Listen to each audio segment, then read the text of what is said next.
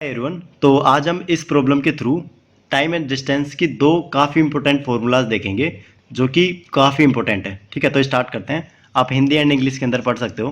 तो ये बोल क्या रहा है कि अगर शेड्यूल टाइम से आधा घंटा बाद में अगर एक प्लेन उड़ता है तो अपने डेस्टिनेशन जो कि 1500 किलोमीटर दूर है, ठीक है, उस पर लेट पहुंचेगा। ठीक है, तो उसे कवर करने के लिए वो क्या करता है, अपने डिस्टेंस को, स्पीड को 33.33% से इंक्रीज कर लेता है। ठीक है, तो हमें फाइंड आउट करना है कि जो उसकी इंक्रीज स्पीड है ना वो कितनी होगी। ठीक है, तो सबसे पहले हम दो इंपॉर्टेंट फार्मूलाज देख लेते हैं यहाँ पर। तो दो इंपॉर्टेंट फार्मूलाज क्या है मेरे पास, वो ये है।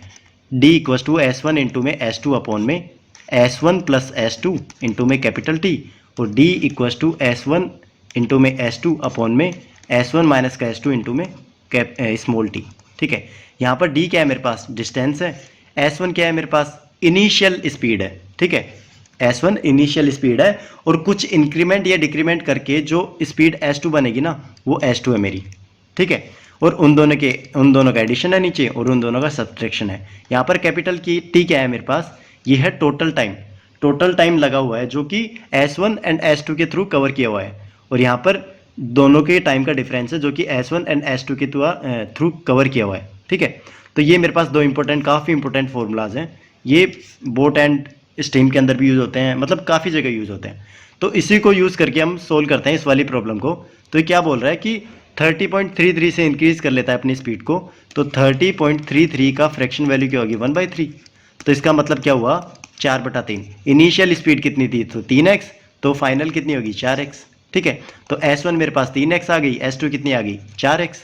और जो टाइम था ना, टाइम उसको कितना कम लगा था, तो वो होगा t, क्योंकि डिफरेंस गिवन है मेरे पास दोनों जर्नी का। तो ये हुआ आधा घंटा, मतलब 1/2 आवर्स। ठीक है, और टोटल डिस्टेंस कितनी है मेरी, 1500। तो d की वैल्यू कितनी गिवन है, 1500। तो सिंपली हम क्या करते हैं, इस फॉर्मूले के अंदर पुट करते हैं। तो सेकंड वाला फॉर्मूला यूज़ होगा यहाँ पर, तो पुट करते हैं यहाँ पर। तो ये कितना होगा, 1500 इज इक्वस टू S1 कितना है मेरे पास, 3x, और S2 कितना है, 4x अपॉन में, और ये जो नीचे वाली वैल्यू है ये कितनी होगी, 3x माइनस का 4x, ये कितना हुआ, x इंटू में 1/2। तो यहाँ से इसे सोल्व करते हैं थोड़ा। तो ये होगा x से x गया मेरा। अब ये 3 5 15, 500। तो यहाँ से मैं क्या करूँगा, 4x की वैल्यू निकाल लेता हूँ, क्योंकि इंक्रीज्ड स्पीड पूछा है ना, वो कितनी है, 4x। तो 4x की वैल्यू कितनी होगी, 500 इंटू 2 मतलब 1000। तो 1000 किलोमीटर पर आवर मेरा आंसर होगा ऑप्शन डी। तो काफ़ी अच्छी प्रॉब्लम है, इन फॉर्मूलाज को ध्यान रखना, ये काफ़ी इंपॉर्टेंट है। Thank you.